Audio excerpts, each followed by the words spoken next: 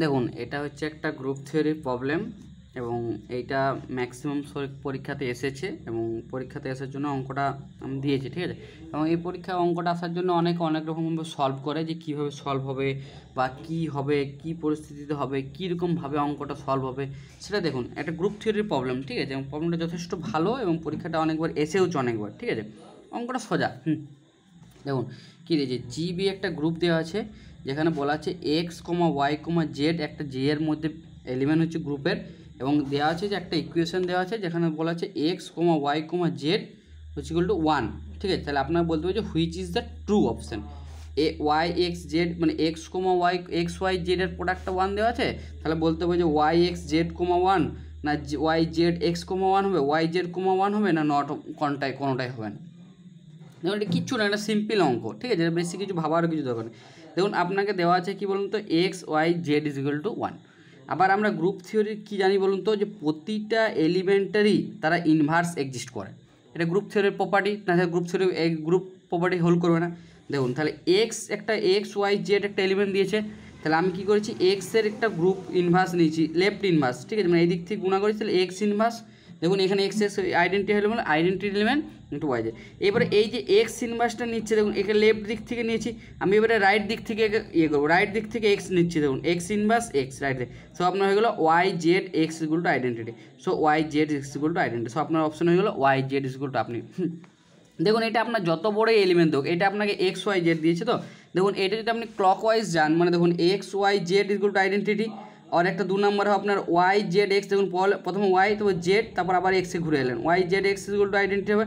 আবার প্রথমে আপনি যদি জেড রাখেন ক্লকওয়াইজ ঘুরে আসুন, z x Y z x y, তিনটাই কিন্তু আইডেন্টি। আপনাকে যদি 4টা এলিমেন্ট দিত x comma y comma z comma ডাব্লু ইকুয়াল টু 1, তাহলে আপনার চারটা এলিমেন্টে কী হয়ে যেত বলুন তো, একটা হয়ে যেত W W x Y Z is equal to একবার 1 হয়ে যাবে, ঠিক আছে। আবার এখান থেকে যদি আবার একটা দেয় জেড ডাব্লু, ঠিক আছে, মানে জেড ডাব্লু x y is equal to 1 হয়ে যাবে, ঠিক আছে। আবার আপনি যদি ওয়াইটাকে প্রথমে রাখেন তাহলে ওয়াই জেড ডাব্লু এক্স ইজ ইকুয়াল টু 1, মানে এটা ক্লকওয়াইজ ঘুরে যাবে, যেমন হয় রোটেট করে সেখানে দেখুন আরেকটা আমি দেখিয়েছি যে x Y Z equal to 1, তাহলে এখানে x Y Z equal to 1, দেখুন এখানে z x y 1 is equal to b 1 হয়ে গেছে। আপনি যদি 4টা দেয় 4টার ক্ষেত্রে হয়ে যাবে, 5টা দিলে 5টার ক্ষেত্রে হয়ে যাবে, শুধু আপনি ক্লকওয়াইজ ঘুরাতে থাকবেন x Y z. So z x y y z x, এভাবে দেখুন জেড এক্স ওয়াই আবার ওয়াই জেড এক্স, এরকম করে ঘুরতে থাকবেন, যেগুলো থাকবে সেটা আপনার এলিমেন্টটা 1 হয়ে যাবে। সো এখানে ক্ষেত্রে আপনার অপশান বিটা ট্রু হয়ে যাচ্ছে, y z x equal to true হয়ে যাচ্ছে, ঠিক আছে। এটা একটা গ্রুপ থিওরি কোশ্চেন এবং প্রবলেমটা যথেষ্ট ভালো প্রবলেম, এবং গ্রুপটা অনেক সময় প্রবলেমটা দিয়েওছে, সেই জন্য অঙ্কটা আপনাদের করিয়ে দিলাম, ঠিক আছে। এবং এটা এসএসসিতে আসার সম্ভাবনাও আছে, ঠিক আছে। দেখুন আরেকটা প্রবলেম দেখুন, গ্রুপ থিওরির প্রবলেম, ঠিক আছে। এখানে বলেছে the number of the total subgroup in the group S3 আমরা সবাই জানি পারমুটেশন গ্রুপ অফ অর্ডার 3, এবং S3 গ্রুপের অর্ডার কত বলুন তো, S3 গ্রুপের অর্ডার হচ্ছে 3 ফ্যাক্টোরিয়াল, যত অর্ডার থাকবে তার অর্ডার। Sn এর অর্ডার হচ্ছে n ফ্যাক্টোরিয়াল, S3 অর্ডার হচ্ছে 3 ফ্যাক্টোরিয়াল, 3 ফ্যাক্টোরিয়াল অর্ডার কত হচ্ছে 6। তাহলে আপনি একটা গ্রুপের অর্ডারটা আপনাকে বার করতে বলছে, যে গ্রুপের অর্ডার এই গ্রুপের সাব গ্রুপের অর্ডারটা করে। দেখুন S3 গ্রুপের এলিমেন্টগুলো এরকম একটা এলিমেন্ট হচ্ছে আইডেন্টিটি এলিমেন্ট, একটা হচ্ছে 1 2 1 3 2 3, মানে 2 অর্ডারের সাইকেল, এখান থেকে 1 2 3 আর 1 3 2 টোটাল ছোটা এলিমেন্ট। দেখুন 1টা 2টো 3টে 4টে 5টা ছোটা এলিমেন্ট বলছে। টোটাল আপনার কতগুলো সাব গ্রুপ থাকবে সেটা আপনাকে বার করতে বলছে। দেখুন আইডেন্টিটি এলিমেন্টকে যদি আমরা জানি ট্রিভিয়াল একটা সবসময় সাব গ্রুপ হয়, এটা হচ্ছে আপনার একটা ট্রিভিয়াল সাব গ্রুপ, যে কোনো গ্রুপেরই মাস্ট ট্রিভিয়াল সাব গ্রুপ থাকবে, ট্রিভিয়াল সাব গ্রুপ থাকবে, তাহলে ট্রিভিয়াল সাব গ্রুপ হয়ে গেল। আপনি 1 2 এলিমেন্টটাকে যদি জেনারেট করেন, 1 2 এলিমেন্টটা অর্ডার হচ্ছে 2, অর্ডার হচ্ছে 2, তাহলে অর্ডার 2 মানে কত বলুন তো, 2টো এলিমেন্টই পাবেন। তাহলে দেখুন 2টো এলিমেন্ট কী কী পাবেন, একটা আইডেন্টিটি এলিমেন্ট, একটা অর্ডার 2, একটা সাবগ্রুপ, এটাকে নিয়ে একটা সাবগ্রুপ হবে। আবার যদি 1 3 এলিমেন্টটাকে জেনারেট করেন কত পাবেন বলুন, 1 3 এলিমেন্ট, দেখুন পারমুটেশন 2 অর্ডার 2 সাইকেল, এর অর্ডারটা 2, তাহলে এখানে আপনি পাচ্ছেন আইডেন্টিটি এলিমেন্ট 1 3, সেরকম 2 3 পারমুটেশনের ক্ষেত্রে আপনি পাবেন আইডেন্টিটি 2 3। আবার এখান থেকে শুনুন, তাহলে 3টা হয়ে গেল। এবার 1 2 3 এলিমেন্ট, এই 1 2 3 এলিমেন্টে দেখুন 1 2 3, এইটা যদি আপনি স্কোয়ার করেন, প্রথমত একটা স্কোয়ার করলে পাবেন 1 3 2, ঠিক আছে। আর 1 2 3 আপনি যদি কিউব করেন এটা পেয়ে যাবেন আইডেন্টিটি এলিমেন্ট। আইডেন্টি এলিমেন্ট পেয়েছেন। তাহলে আপনার টোটাল কতগুলো পড়েছে, একটা 1 2 3 পড়েছে, আর একটা 1 2 3 পাওয়ার নিজেকে নিজেই জেনারেট করবে। টোটাল এলিমেন্ট করা থাকছে 3টা এলিমেন্ট। দেখুন এখানে লেখা আছে আইডেন্টি এলিমেন্ট 1 2 3 আর 3 2। আবার দেখুন এই যে 1 2 3 আর 1 3 2 এই দুটো এলিমেন্টকে যদি আপনি জেনারেট করেন একটা একই সাবগ্রুপ পাবেন, এই H5 সাবগ্রুপটা পাবেন, কারণ এই 1 3 2 হচ্ছে এই 1 2 3 এর ইনভার্স, মানে এ ইনভার্স। দেখুন আপনার একটা প্রপার্টি আছে যে এ যা গ্রুপটা জেনারেট করবে আর A inverse group same element মানে সেম সাবগ্রুপ জেনারেট করবে, কারণ এ এলিমেন্টে ইনভার্স। তাহলে টোটাল সাবগ্রুপ আপনি কটা পাচ্ছেন দেখুন, এইটা একটা ট্রিভিয়াল, একটা 2 অর্ডারে 1 2, আইডেন্টিটি 1 3, আইডেন্টিটি 2 3, আর একটা H5 আইডেন্টিটি 1 2 3 আর 1 3 2, ঠিক আছে। আর H6 হচ্ছে হোল সাবগ্রুপ, যেটা একটা পুরো সাবগ্রুপটা মানে পুরো সাবগ্রুপটাকে নিয়ে তো একটা সাবগ্রুপ হয়ে যাচ্ছে। তাহলে আপনার টোটাল সাবগ্রুপ কত পাচ্ছেন বলুন, একটা, দুটো, তিনটে, চারটে, আর এখানে 3 রয়েছে 4টা, 5টা, 6টা। সো টোটাল আপনার সাবগ্রুপের সংখ্যা হয়ে যাবে 6টা। সো এখান থেকে আপনি বলতে পারেন অপশান 6 = 0। সো আপনাদেরকে এখানে বলতেই পারে আরও অনেক রকমের কোশ্চেন পড়তে পারে, আপনারা এটা বাড়িতে চেষ্টা করতে পারেন যে, ঠিক আছে। আপনারা এখানে বলতে পারেন যে S4 গ্রুপের টোটাল কতগুলো সাবগ্রুপ থাকবে, ঠিক আছে। S4 এর আপনারা কমেন্টে জানাবেন যে টোটাল সাবগ্রুপ কতগুলো থাকবে, ঠিক আছে। S4 এর টোটাল সাবগ্রুপ কতগুলো থাকবে, এটা এই কোশ্চেনটা আপনারা কমেন্টে জানাবেন, ঠিক আছে। চলো আরেকটা কোশ্চেন দেখে, এটা হচ্ছে লিনিয়ার অ্যালজেব্রার কোশ্চেন, এবং কোশ্চেনটা খুব ভালো, এবং দেখুন ম্যাট্রিক্সের র্যাঙ্ক রিলেটেডের কোশ্চেন, ঠিক আছে। র্যাঙ্ক রিলেটেড কোশ্চেন আপনার বার করতে হচ্ছে, র্যাঙ্ক কী করে বার করে কোনো একটা ম্যাট্রিক্সে। দেখুন আমি র্যাঙ্ক যেভাবে বার করে, মানে র্যাঙ্ক সাধারণত আমরা কি জানি, এই একটা ম্যাট্রিক্সের র্যাঙ্ক মানে হচ্ছে ওই এলিমেন্টের যতগুলো নন জিরো নন লিনিয়ারলি ইন্ডিপেন্ডেন্ট। কারণ যদি আপনি দেখুন একটা এ ম্যাট্রিক্স দিয়েছে 1 0 0 1 1 1 2 2 -1, ঠিক আছে। দেন আমরা বলতে চাইছি rank of A square A⁴ ম্যাট্রিক্সের র্যাঙ্ক কত। দেখুন এটা যদি আপনি র্যাঙ্ক এ বার করেন, তারপরে এখানে যদি এ স্কোয়ার বার করেন, ঠিক আছে, তারপর যদি A⁴ বার করেন, তারপরে যদি আপনি করতে চান অঙ্কটা তো আপনার অনেক টাইম লেগে যাবে, ঠিক আছে। কিন্তু অঙ্কটা অনেক টাইম, কিন্তু আমরা তো এক্সামিনের ক্ষেত্রে কী বলুন তো, পরীক্ষাতে তো অনেক কম সময় থাকে, তাহলে অনেক বড় সময় লেগে যাচ্ছে, টাইমটা অনেক বেশি লেগে যাচ্ছে। তাহলে টাইমটাকে রিডিউস করার জন্য র্যাঙ্ক অনেক রকমভাবে বার করা যায়, ঠিক আছে, একরকমভাবে নয়। র্যাঙ্ক আপনাকে বার করানোর অনেক পদ্ধতি আছে, যে সব দিকে যে number of the non zero linearly independent যে ওই পদ্ধতিতে আপনি বার করতে পারেন। এখানে যদি বার করেন A⁴ বার করেন, তাহলে আপনার অনেক টাইম লেগে যাবে। তার জন্য আমি এই র্যাঙ্কটাকে বার করবো আইগেন ভ্যালুর কনসেপ্ট অনুযায়ী, ঠিক আছে। দেখুন আইগেন ভ্যালু, তাহলে প্রথমে আমি যে একটা ম্যাট্রিক্স দিয়েছে 1 0 0, ঠিক আছে, 1 1 1 2 2 1, তাহলে এই ম্যাট্রিক্সের আমি আইগেন ভ্যালুগুলো বার করবো, কি আইগেন ভ্যালুর কনসেপ্ট দিয়ে আমি র্যাঙ্কটাকে বার করবো। দেখুন কী হয়েছে, দেখুন এই কোশ্চেন যদি ক্যারেক্টারিস্টিক কোশ্চেন করেন, তো ডিটারমিনেন্ট অফ 1 - λ 1 - 0 0 λ ইউজ করলে, সো এখান থেকে আপনার আসবে 1 - λ × λ² - 3 = 0। তাহলে এখান থেকে আপনার আইগেন ভ্যালুগুলো এসে যাবে। দেখুন এই ইকুয়েশনে যদি আপনার আইগেন ভ্যালুগুলো আসবে λ = 1 আর λ = ±√3। দেখুন এই কনসেপ্টটা মানে আইগেন ভ্যালুর কনসেপ্ট অনুযায়ীও আপনি র্যাঙ্ক বার করতে পারেন, ঠিক আছে। সেটা দেখে নিন কী হয়। তাহলে দেখুন এই ম্যাট্রিক্সের এই ম্যাট্রিক্সের আইগেন ভ্যালু কত হচ্ছে 1 আর ±√3, ঠিক আছে। এই ম্যাট্রিক্সে আপনার র্যাঙ্ক চলে এলো, এইগুলো র্যাঙ্ক আসছে। তাহলে দেখুন এই ম্যাট্রিক্সে যদি র্যাঙ্ক A1 √3 আর √3i, তাহলে A² ম্যাট্রিক্সের আইগেন ভ্যালু কত হবে বলুন তো, 1 এর স্কোয়ার মানে 1 √3 স্কোয়ার 3 -√3 স্কোয়ার = 3 A²। A⁴ ম্যাট্রিক্সে কত হবে বলুন তো, A এর স্কোয়ার 1 √3 তার হোল স্কোয়ার 9 -√3 তার হোল স্কোয়ার 9। তাহলে দেখুন, তাহলে A + A² + A⁴ এই ম্যাট্রিক্সের র্যাঙ্কটা কত হবে বলুন। দেখুন A + A² + A² ম্যাট্রিক্সের র্যাঙ্ক কত হবে বলুন। দেখুন এ এর ম্যাট্রিক্সের প্রথম র্যাঙ্ক হচ্ছে 1, A² 1 A² 1, সো 1 + 1 + 3, ঠিক আছে। আবার দেখুন A + A² + A², তাহলে এ ম্যাট্রিক্সের আইগেন ভ্যালু হচ্ছে আপনার √3, এ ম্যাট্রিক্সের 3 আর এই ম্যাট্রিক্সের 9, তাহলে √3 + 3 + 9। A⁴ ম্যাট্রিক্সের কত আসবে বলুন, এখান থেকে আসবে √3, কারণ A + S, যখন এই আইগেন ভ্যালুটা নিচ্ছেন তখন একবার আসছে কত -√3 আর একবার আসছে 3 আর একবার 9, so -√3। So A + A² + A⁴ ম্যাট্রিক্সের আইগেন ভ্যালু হয়ে যাবে 3 12 + √3 12 -√3।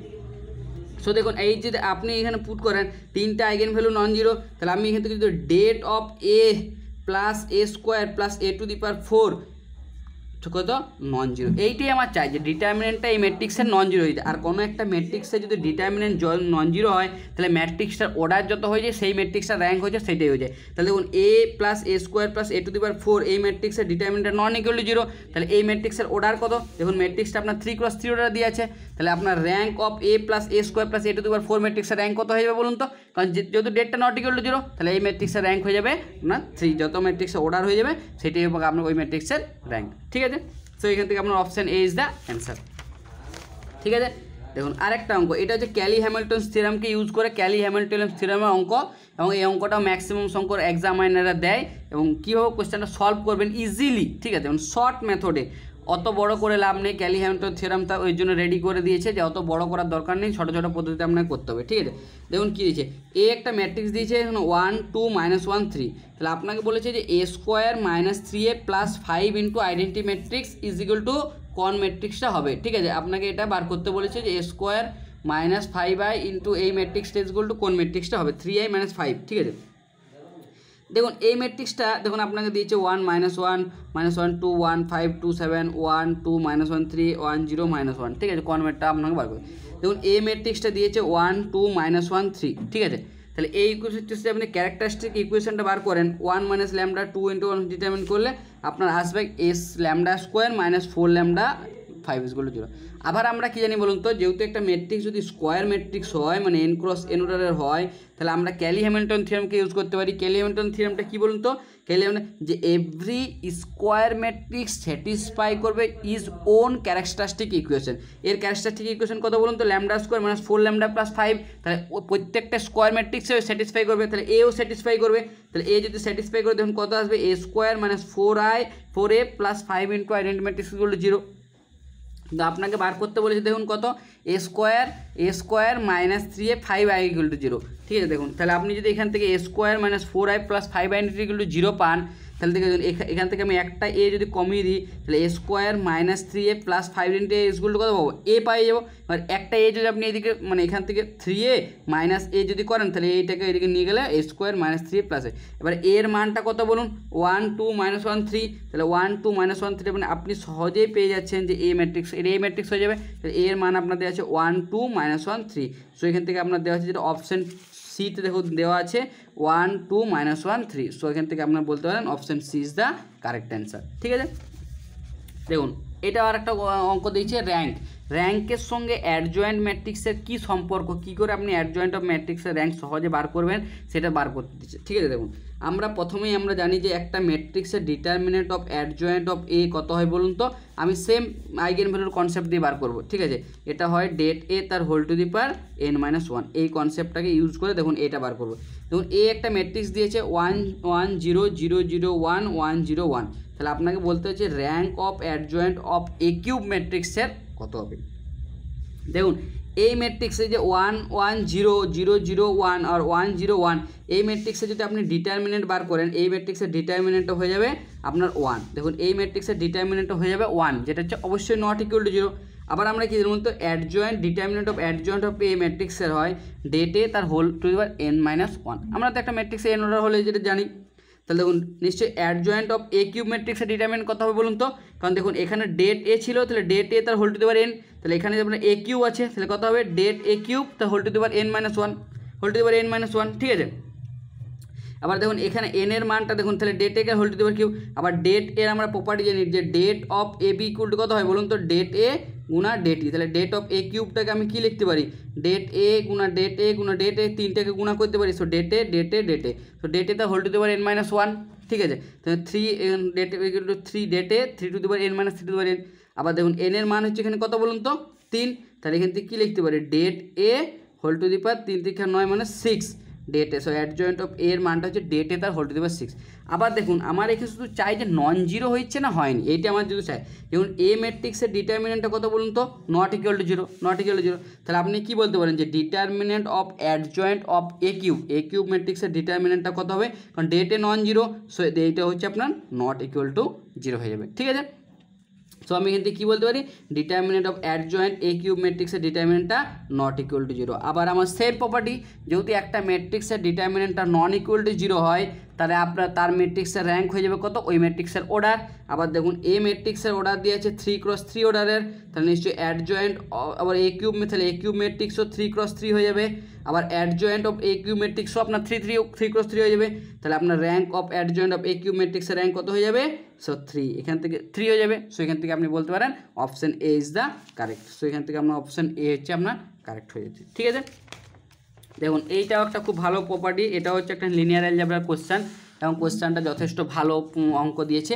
এটাও ডিটারমিনেন্টের কনসেপ্ট থেকে অঙ্কটাকে আপনাকে সলভ করতে হবে।